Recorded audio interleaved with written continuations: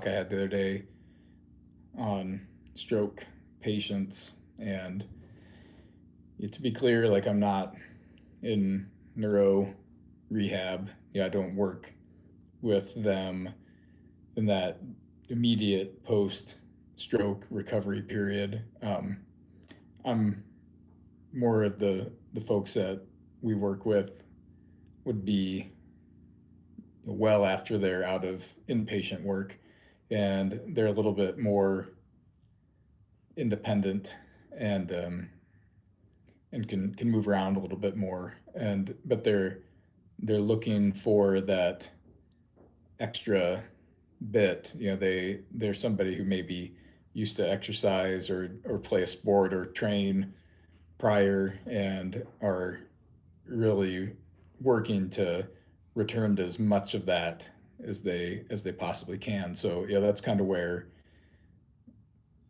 I slide in. And just Friday last week, a gentleman I hadn't worked with before, he had been here another time at the PhysioFix here in Phoenix, but I hadn't worked with him, and so we were working together and using like an Echo bike, and I like to use this thing called the K box, or these flywheel eccentric loaded things, different band work, and what something that's kind of become a common theme as I've helped more and more folks in this situation in different training sessions is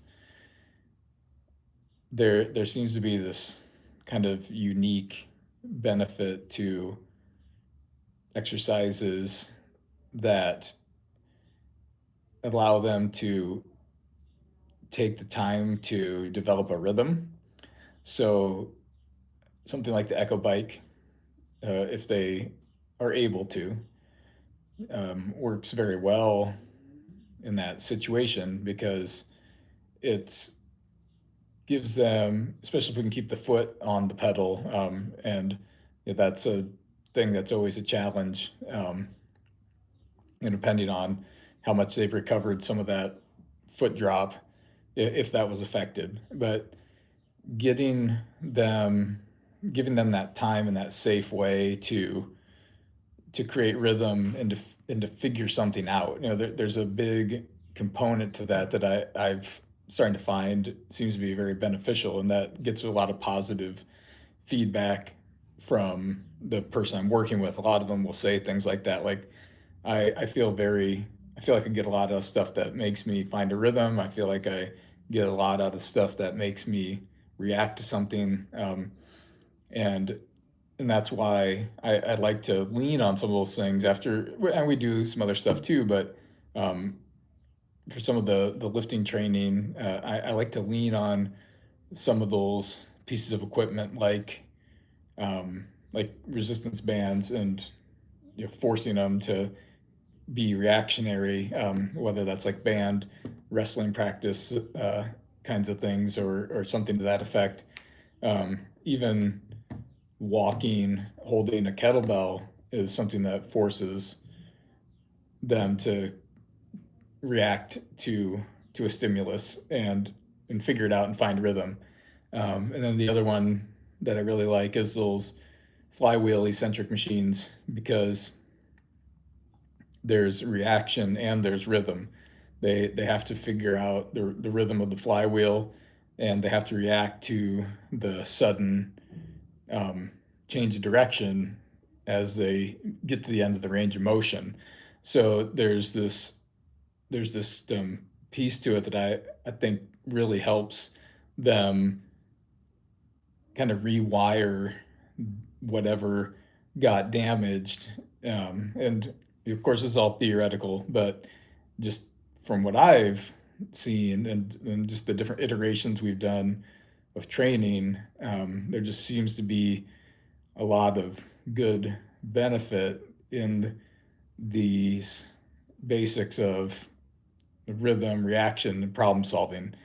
And I don't know if that's an area that a lot of gets a lot of love in that field, or if that's something that people have already explored, and I'm just saying stuff that everyone already knows. But I've just noticed in the folks that I've worked with after strokes that that kind of work, if they can perform it, um, is seems to be very beneficial.